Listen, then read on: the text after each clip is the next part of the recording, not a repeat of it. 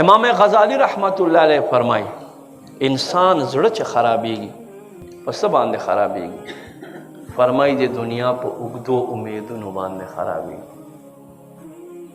نبی علیہ السلام فرمای انسان بوډا شي خو د ده امیدونه د ده خواهشات ځوانېږي ورځ په ورځ، ځوانېږي ورځ په ورځ. امیدونه اوږده امیدونه هغه څنګه یاره بس جی دغه څه لږ کارونه دې وکړم بیا به زو انشاءالله ما ته پته د حج را باندې فرض دی حج به ادا کومه یاره جي چې حج وکړم انشاءالله بیا به د دروغو نه ځان ساتمه او مونځ به 5 ټیمه کومه. څه خلک وایي یاره واده دې وکړم بیا به ګیره پرېږدمه 5 ټیمه مونځ به شروع کړمه. څه شی؟ خواهشات.